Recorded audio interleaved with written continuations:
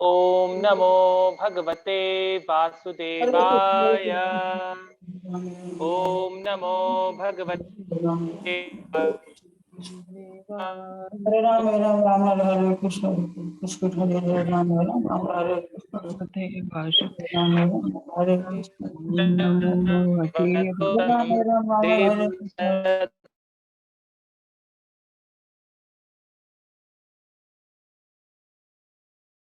सेवया भगवती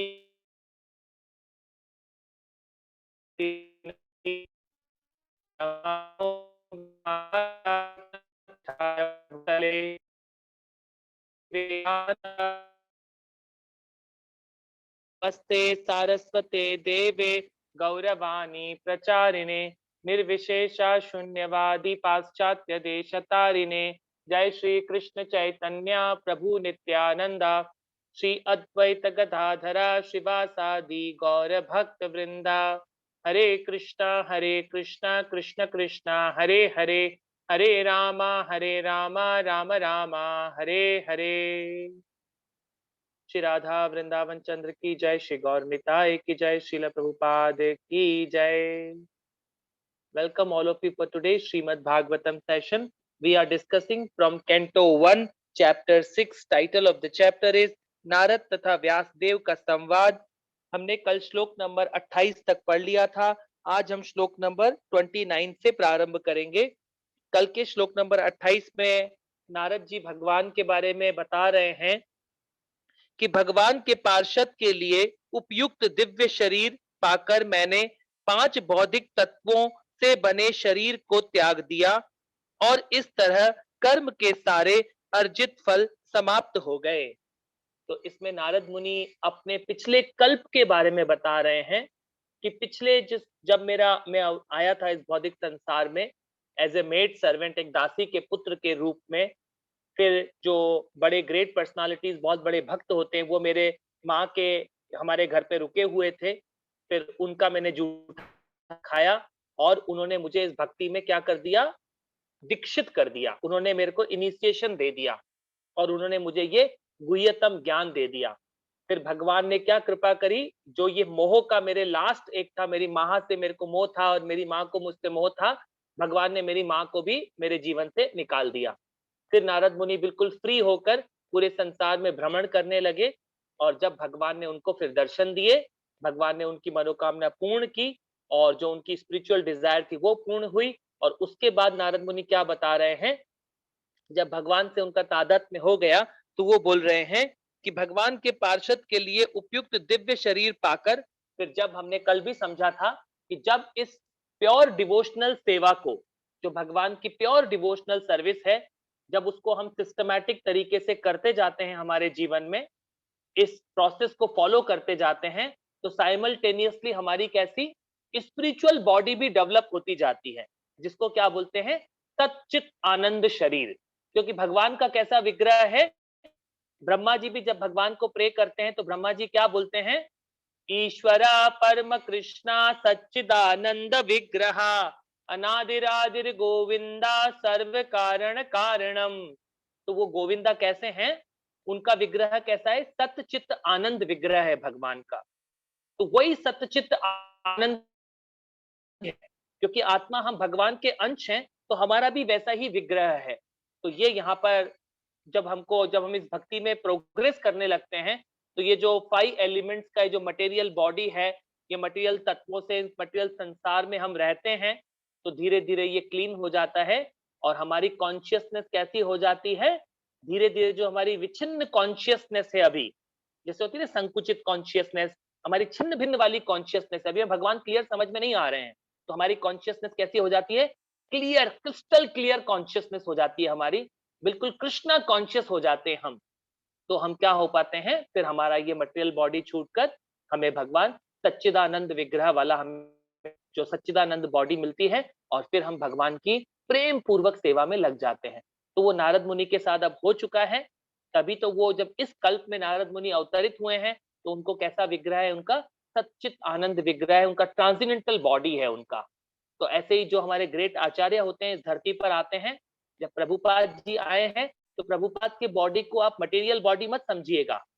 प्रभुपाद जी जो ग्रेट आचार्य होते हैं उनका भी बॉडी कैसा होता है, सच्चित आनंद बॉडी होता है। भले वो हमारी आंखों से हमें ये मटेरियल बॉडी नजर आएगा, परंतु फिर भी उनका बॉडी कैसा होता है, सच्चित आनंद बॉडी होता है। तभी तो उनके बॉडी को समाधि दी जाती है, उनकी बॉडी स्पिरिचुअल हो जाती है, कंप्लीट स्पिरिचुअल बॉडी होती है उनकी, जो पर्सनालिटी होते हैं, जो भगवान के ग्रेट वैष्णव होते हैं।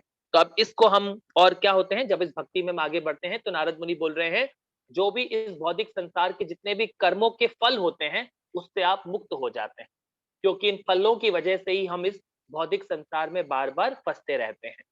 अब हम श्लोक नंबर 29 पढ़ेंगे, बहुत इंपॉर्टेंट श्लोक है। अब इस श्लोक में नारद मुनि बोल रहे हैं, तो मेरे साथ इसका परपोर्ट पढ़ने के लिए कौन से भक्त पढ़ेंगे? 29 का परपोर्ट पढ़ने के लिए मेरे साथ आ जाइए। मीनाक्षी माता जी आज आप ही पढ़िएगा, आप अपने आप को अनम्यूट कर लीजिए।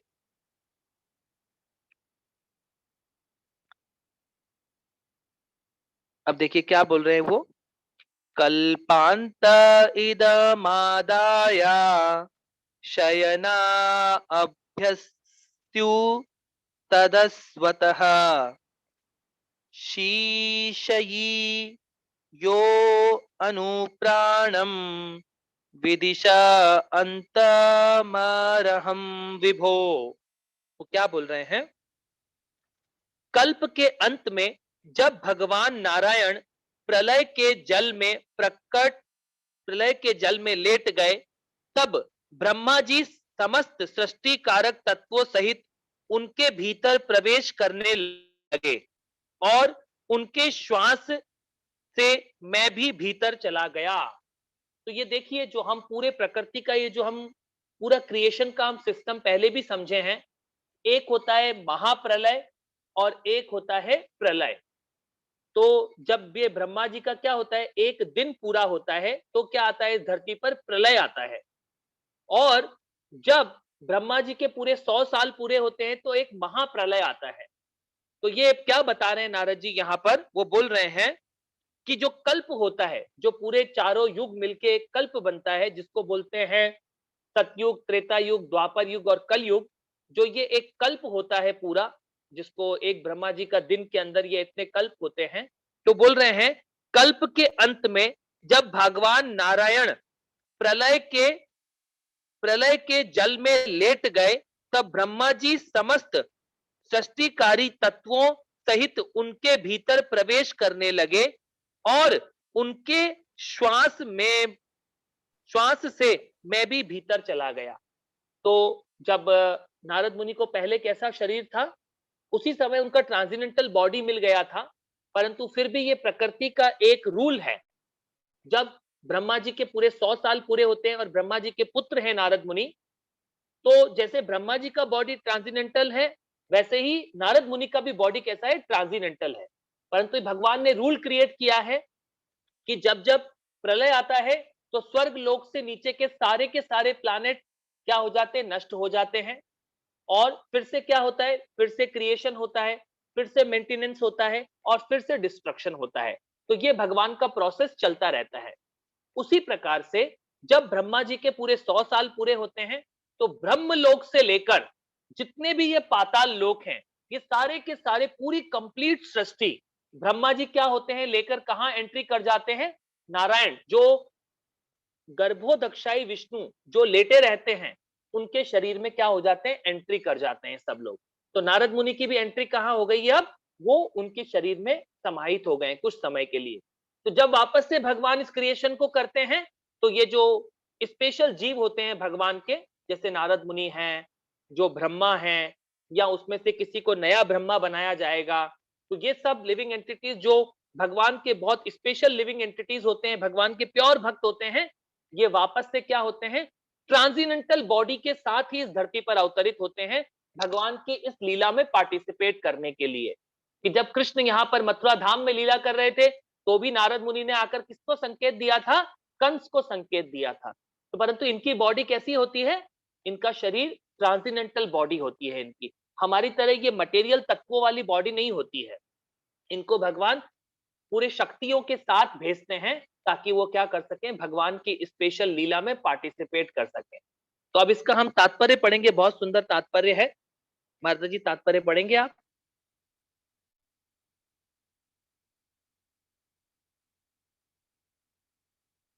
मीनाक्षी माता जी आप पढ़ेंगे? हाँ जी प्रभु। पढ़िए।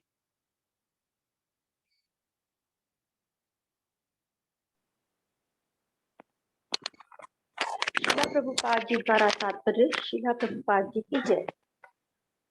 नारद ब्रह्मा के पुत्र के रूप में उसी तरह विख्यात हैं जिस प्रकार भगवान कृष्ण वसुदेव के पुत्र रूप में। भगवान तथा नारद जैसे उनके मुक्त भक्तगण इस संसार में एक ही विधि से प्रकट होते हैं। जैसा कि भगवत गीता में कहा गया है, भगवान का जन्म तथा उनके कार्यकलाप सभी दिव्य होते हैं।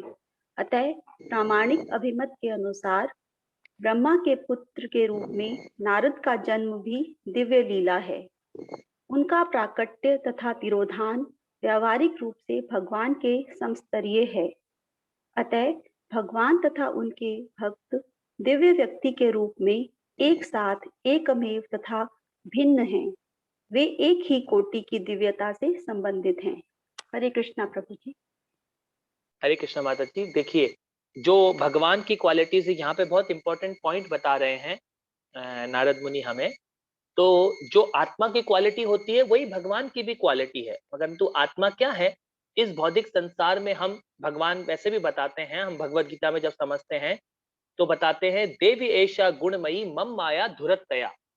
भगवान बोलते हैं कि ये जो माया वाला, ये जो बहिरंग शक्ति है भगवान की, जो ये हमें मटेरियल बॉडी दिखती है, आंखों से ये पंचभूत का जो हमें शरीर दिखता है, इसमें वो क्या बोल रहे हैं, देवी ऐशा गुणमयी मम माया धुरतया। ये जो तीन गुणों वाली जो प्रकृति मैंने क्रिएट की है, जो ये तीन गुण डाले हैं सिस्टमैटिक तरीके से भगवान ने इस पूरे संसार को क्रिएट किया है, तो भगवान बोलते हैं इसको पार करना आपके लिए असंभव है। आप नहीं कर सकते इसको पार, अपनी एनर्जी से आप पार नहीं कर सकते, क्योंकि भगवान की एनर्जी है। तो ये तटस्थ शक्ति, हम आत्मा भी भगवान की ही एनर्जी है। और ये जो बहिरंग शक्ति है, ये जो भौतिक संसार है, ये भी भगवान की शक्ति है। परंतु आत्मा इवन दो इससे पावरफुल है, परंतु आत्मा क्या है, माइन्यूट है, टाइनी है आत्मा। हम तटस्थ शक्ति हैं, उससे ग्रेटर शक्ति है, परंतु ये क्या है, विशाल शक्ति है भगवान की। ये जो बहिरंग शक्ति भगवान ने क्रिएट की है, तो इसको आप अपनी कैपेसिटी से प्राप्त नहीं कर सकते, इससे निकल नहीं सकते आप। इसको आपको क्या करना पड़ेगा, भगवान क्या बोलते हैं, माँ में वही प्रपद्यन्ते माया मेताम तरंतिते। अगर आपको इसको क्रॉस करना है, इस मटेरियल एनर्जी को क्रॉस करना है, तो आपको किसको सरेंडर करना होगा, भगवान बोलते हैं आपको मुझे सरेंडर करना होगा। तो जब भगवान ने नारद मुनि को ट्रांसेंडेंटल बॉडी दे दिया है, ये मटेरियल बॉडी तो क्या होता है हमारा, बार बार इसमें क्या होता है, डिस्ट्रक्शन होता है और ये खत्म होता है। परंतु जो स्पेशल लिविंग एंटिटीज होते हैं, भगवान के प्योर भक्त होते हैं, भगवान वो आपको दिखेंगे इस प्रकार से, परंतु उनको कैसे देते हैं, भगवान ने नारद मुनि को कैसा बॉडी दे दिया है, अब ट्रांसेंडेंटल बॉडी दे दिया है। तो ऐसे जो प्रभुपाद होते हैं, ग्रेट पर्सनालिटीज धरती पर आते हैं, वो भी क्या करने आते हैं, ट्रांसेंडेंटल बॉडी के साथ ही स्पेशल लीला करने के लिए आते हैं। तो जो प्रभुपाद का बॉडी होता है ना, जिसको समाधि दी है हम लोगों ने वृंदावन में, आप जाके दर्शन करेंगे तो यूं मानिएगा प्रभुपाद साक्षात प्रेजेंट होते हैं अपने हर डीटी में। इस कॉन्सेप्ट को हम अभी नहीं समझ पाएंगे, धीरे धीरे जब हम स्पिरिचुअल इस प्रोग्रेस में आगे बढ़ते जाते हैं तो हमें ये अच्छे से समझ में आने लगता है कि ट्रांसेंडेंटल बॉडी का कॉन्सेप्ट क्या है, वो क्या हो रहा है। अभी हमें इस मटेरियल तत्वों से सब नहीं समझ में आएगा, परंतु स्पेशल बॉडी देते हैं भगवान उनको, उसको ट्रांसेंडेंटल बॉडी बोलते हैं। वो सच्चिदानंद विग्रह होते हैं और भगवान के समान ही वो होते हैं ऑलमोस्ट। तभी तो बोलते हैं जब हम गुरु की गुरु पूजा करते हैं तो उसमें एक लाइन आती है, साक्षात हरित्वेन समस्त शास्त्रे। सारे शास्त्रों में क्या लिखा है, गुरु की position is as good as Krishna. गुरु की पोजीशन भगवान के इक्वल लेवल पे मानी जाती है। तो प्रभुपाद और इन ग्रेट पर्सनालिटी की ये पोजीशन है, और भगवान उनको कैसे ब्लेस करते हैं, ट्रांसेंडेंटल बॉडी के साथ ब्लेस करके भेजते हैं भगवान, ताकि वो इस भगवान की सुंदर लीला में पार्टिसिपेट कर सके। और जैसे हम तो डेली सोते हैं, तो हम कैसे सोते हैं, रात को आप सोते हैं, तो जब सुबह उठते हैं तो आप ये क्या होते हैं, इसी बॉडी को, ये जो हमारा शरीर है, आप रात को ऐसे ही सोते हैं और सुबह इसी बॉडी के साथ उठते हैं। तो हमारा कॉन्शियसनेस कैसा रहता है, बॉडीली कॉन्शियसनेस रहता है। परंतु ये जो ग्रेट पर्सनालिटी होते हैं, ब्रह्मा होते हैं, ये सब कैसे सोते हैं? ये योग निद्रा में सोते हैं। ये इनकी कॉन्शियसनेस कैसी होती है? फुल्ली कृष्णा कॉन्शियस होते हैं ये सब आत्मा के लेवल पे सोते हैं। मगर हमारी अभी बॉडीली कॉन्शियसनेस है, अभी हम प्योर डिवोशनल सेवा नहीं कर पा रहे हैं भगवान की। तो जब हम लोग इस लेवल पे आएंगे, धीरे धीरे प्रभुपाद का कहना मानेंगे, प्रभुपाद के बहुत अच्छे भक्त बन जाएंगे, तो भगवान क्या करते हैं? प्रभुपाद हमारा नाम रिकमेंड करते हैं भगवान के सामने कि ये भक्त अब क्या हो सकता है, उस धाम का पार्षद बन सकता है, ये अच्छे से सेवा करता है अब। तो जब हम हम्बल मूड में जब सेवा करते हैं प्रभुपाद के चरणों में और कृष्ण के चरणों में, तो भगवान हमें ब्लेस कर देते हैं। तो ये जो कल्प होता है, एक पूरा कल्प, जब ब्रह्मा जी का पूरा 100 साल खत्म होते हैं, तो ये प्रोसेस होता है। ब्रह्मा जी पूरी एनर्जी के साथ, पूरे यूनिवर्स के साथ नारायण के बॉडी में एंट्री कर जाते हैं। जो कारणोदक्षाय विष्णु है, फिर हमने समझा था उसके बाद गर्भोदक्षाय विष्णु होते हैं। ये प्रोसेस में भगवान ये सब कुछ एंट्री कर जाते हैं और फिर से ये क्रिएशन, जब नेक्स्ट कल्प शुरू होता है, तो ये क्रिएशन फिर से शुरू हो जाता है। अब इसका अगला श्लोक पढ़ेंगे, जो कि श्लोक नंबर 30वें नंबर का श्लोक है। 30वें नंबर का श्लोक पढ़ने के लिए मेरे साथ आ जाइए साथ में। 30वें नंबर का श्लोक कौन पढ़ेंगे?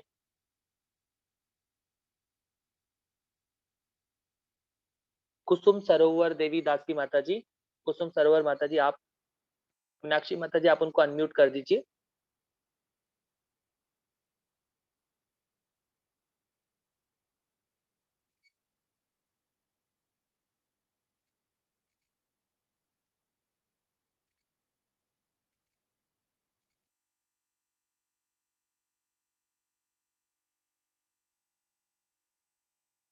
मीनाक्षी माता जी, आप चाहें तो इनको भी अनम्यूट कर सकते हैं। मालविका माता जी भी हैं, मालविका माता जी पढ़ सकते हैं।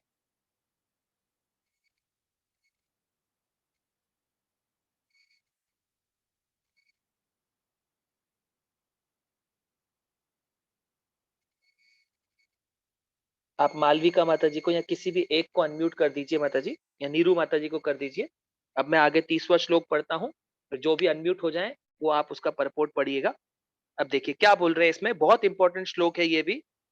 सहस्त्र युग पर्यंतम उत्पादतम तिस्रशतः मरीचि मिश्रांत ऋषये प्राणोभ्यो अहम च जघिर्ये। अब वो बोल रहे हैं कि 4 बिलियन 300 मिलियन 4 बिलियन 320 मिलियन सौर वर्षों के बाद जब भगवान की इच्छा से ब्रह्मा पुनः सृष्टि करने के लिए जागे, तो मरीचि, अंगीरा, अत्रि इत्यादि सारे ऋषि भगवान के दिव्य शरीर से उत्पन्न हुए और उन्हीं के साथ साथ मैं भी प्रकट हुआ। तो देखिए नारद मुनि यहाँ कितना इंपॉर्टेंट पॉइंट बता रहे हैं। नारद मुनि, क्योंकि ये सारे पर्सनालिटी के जो नारद मुनि ने नाम लिए, ये सारे के सारे पर्सनालिटी कैसे हैं?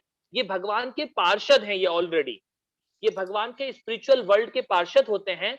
परंतु इस क्रिएशन को करने के लिए भगवान सबसे पहले किसको हाथ साथ में लेते हैं? जैसे कि आप घर में कोई काम करते हैं तो अपने पर्सनल लोगों को पहले साथ में लेते हैं। ऐसे ही भगवान को जब क्रिएशन करना होता है तो भगवान अपने जो उनके प्योर भक्त हैं उनको पहले साथ में लेते हैं।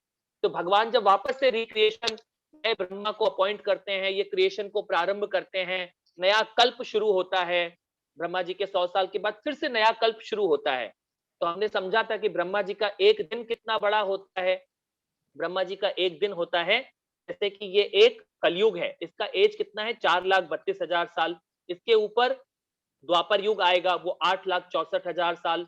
फिर त्रेता युग होता है 12,96,000 साल। फिर सतयुग होता है 17,28,000 साल। इन चारों युगों को जोड़ते हैं तो एक बनता है एक महायुग। और ऐसे जब 1,000 महायुग इस धरती पर पास होते हैं, तो ब्रह्मा जी के सिर्फ 12 घंटे पास होते हैं। तो उस समय सिर्फ प्रलय आता है। जब ब्रह्मा जी के 12 घंटे पूरे होते हैं तो इस स्वर्ग लोक से नीचे के सारे लोग खत्म हो जाते हैं। फिर ब्रह्मा जी क्या करते हैं? फिर उनकी रात होती है, तो ये क्रिएशन फिर से शुरू हो जाती है। तो ये ब्रह्मा जी का एक दिन होता है। ऐसे ब्रह्मा जी 100 साल जीते हैं। तो ये क्या होता है, पूरा ब्रह्मा जी से लेकर जितने भी पाताल लोक हैं सब खत्म हो जाते हैं, सबका डिस्ट्रक्शन हो जाता है और फिर से ये क्रिएशन शुरू हो जाती है।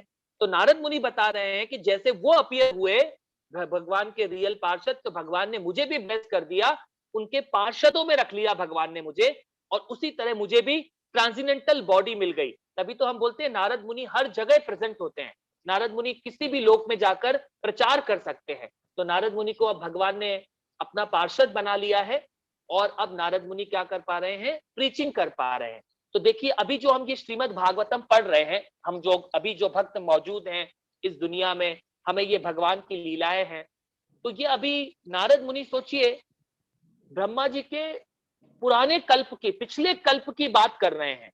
तो उस समय इस बीच में भगवान की अनगिनत लीलाएं हुई हैं, मगर इस भागवतम में हमें थोड़ी सी लीलाएं सिखाई गई हैं। भगवान ने बहुत लीलाएं दी हैं भगवान ने, क्योंकि भगवान क्या है, ब्रह्मा जी के हर एक दिन में एक बार आते हैं और ये इतनी सुंदर लीलाएं करते हैं भगवान, ताकि हम भगवान को याद कर सकें। तो जैसे प्रभुपाद जी ने इस धरती पर अभी लीला, इतनी सुंदर लीला कर रहे हैं प्रभुपाद जी, सबको भक्ति में ला रहे हैं। वो अमेरिका के इतने सारे यंग लड़के लड़कियां, उन सबको भक्ति लेके आए। तो ये हो सके जब नेक्स्ट कल आएगा, जब फिर से भागवतम लिखा जाएगा, हो सकता है उसमें प्रभुपाद जी की लीला को लिखा जाए। तो प्रभुपाद जी कोई ऑर्डिनरी पर्सनालिटी नहीं है, वो भगवान के पार्षद होते हैं। जैसे अभी हम नारद मुनि की लीला पढ़ रहे हैं इस भागवतम में, जब अगला भागवतम होगा, जब अगले अगले कल्प के लोग होंगे, जब सतयुग शुरू होगा, त्रेता युग शुरू होगा, फिर जो लोग भागवतम से पढ़ेंगे तो वो क्या हो जाएंगे, वो हो सकता है प्रभुपाद जी के बारे में पढ़े। प्रभुपाद ने इतना ग्रेट काम किया है इस धरती पर, इतनी सारी आत्माओं को क्या किया है प्रभुपाद ने, इस भक्ति से जोड़ा है। इन आत्माओं को रिक्लेम करते हैं प्रभुपाद कि चलो तुम्हारा रिश्ता सिर्फ कृष्ण के साथ है, इस भौतिक संसार में फंसे मत रह जाओ। अब हम इसका तात्पर्य पढ़ते हैं। माता जी कोई भी एक तात्पर्य पढ़िए। हरे कृष्ण प्रभु जी। नीरू हाँ जी माता जी। हाँ जी पढ़िए। तात्पर्य श्रील प्रभुपाद जी के द्वारा। श्रील प्रभुपाद की जय। ब्रह्मा के जीवन के एक दिन की अवधि 4,4,320,000,000 सौर वर्षों के बाद जब भगवान की इच्छा से ब्रह्मा पुनः सृष्टि करने के लिए जागे तो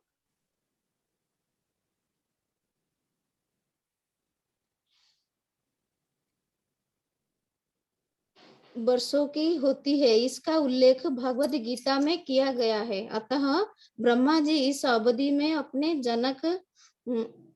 जनक गर्भोदकाई साई विष्णु के शरीर के भीतर योग निद्रा में शयन करते हैं। इस निद्रा के बाद जब भगवान की इच्छा से ब्रह्मा के माध्यम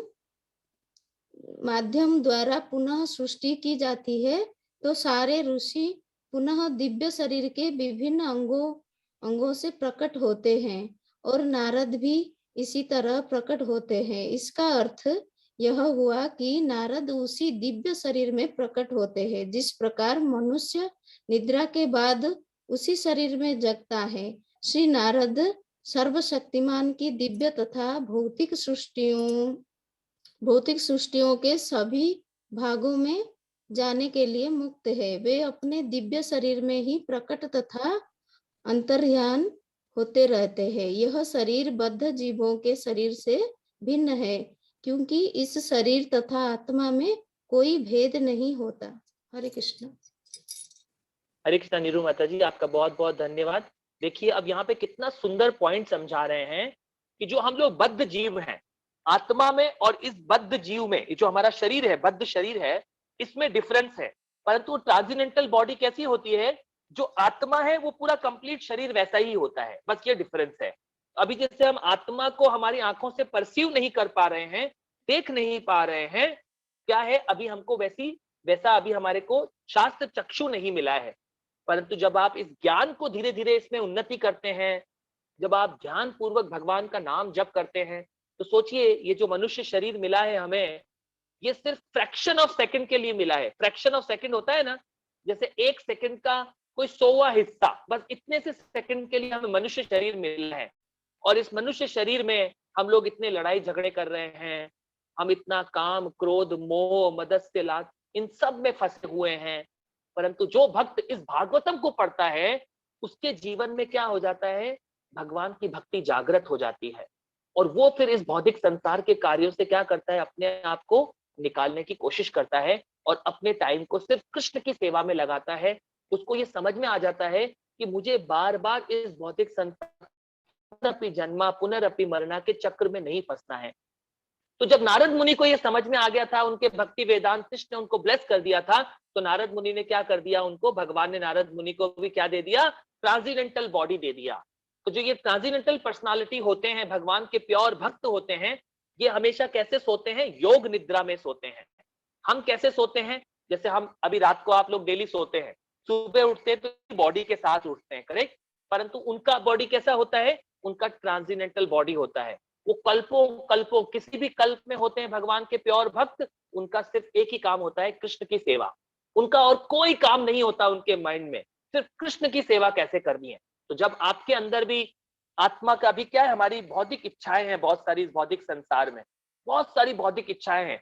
जब ये सारी इच्छाएं कृष्णा कॉन्शियस इच्छाएं हो जाएंगी आपकी, 100% कृष्ण की सेवा करनी है मुझे और किसी की कोई सेवा नहीं करनी मुझे, जब ये 100% आप कृष्णा कॉन्शियस हो जाते हैं तो हम भगवान के पार्षद बन जाते हैं। बस इतनी सी देर है, जब आत्मा में ये स्ट्रॉन्ग डिजायर डेवलप हो जाती है, माम भी अभिचारेण भक्ति योगे न सेवते सगुणान समति तेत्यान, भगवत गीता में भगवान बोलते हैं। तो क्या हो जाएंगे, जब आप माम भी अभिचारेण भक्ति योगे न सेवते, जब आप इस भक्ति के पथ तरीके से इस डिवोशनल सेवा में आगे बढ़ते जाते हैं, आत्मा की जितनी इच्छाएं हैं वो सारी कृष्णा कॉन्शियस इच्छाएं होती चली जाती हैं, तो भगवान फिर आपको सतचित्त आनंद, जो ट्रांसेंडेंटल बॉडी जैसे भगवान ने नारद मुनि को दी है, वैसे ही भक्तों को भी क्या मिल जाती है, ट्रांसेंडेंटल बॉडी के साथ भगवान ब्लेस कर देते हैं। और फिर वो भक्त भले इस भौतिक संसार में रहे कि वो स्पिरिचुअल वर्ल्ड में रहे, वो कहीं भी रहे, वो सिर्फ भगवान के भक्ति का प्रचार करता है। तो ये जो प्रभुपाद इस धरती पर आए हैं, तो प्रभुपाद क्या है, एक तरह से वॉकिंग डीटीज हैं। प्रभुपाद जैसे भगवान चलते हैं वैसे प्रभुपाद इस धरती पर चले, और जहां जहां भी प्रभुपाद गए उन्होंने क्या कर दिया, इस दुनिया में सभी को वैष्णव बना दिया। तो जो ये ट्रांसेंडेंटल पर्सनालिटी इस धरती पर आते हैं और वो क्या करते हैं, सभी का हृदय में ये भक्ति डाल देते हैं, ताकि हम क्या कर सके, हम जो जीव हैं इस भौतिक संसार में हम परेशान हो रहे हैं, वो क्या हो सके, हम उस ट्रांसेंडेंटल टेस्ट को हम टच कर सकें। इसीलिए कृष्ण कैसे आते हैं इस धरती में, नाम के रूप में अवतरित होते हैं। जब आप इस नाम का ध्यान पूर्वक जप करते हैं, इस कृष्ण के नाम को बहुत सीरियसली इसके नाम का जप करते हैं, तो क्या होते हैं, आप भगवान के उस सच्चित आनंद फीचर को क्या कर पाते हैं, टेस्ट कर पाते हैं। तो अपने समय को ध्यान पूर्वक व्यतीत करिए इस भगवान की सेवा में। और आज हम हमारा क्लास को यहीं विराम करते हैं, और अभी किसी का कोई भी प्रश्न है तो आप उस प्रश्न को पूछ सकते हैं।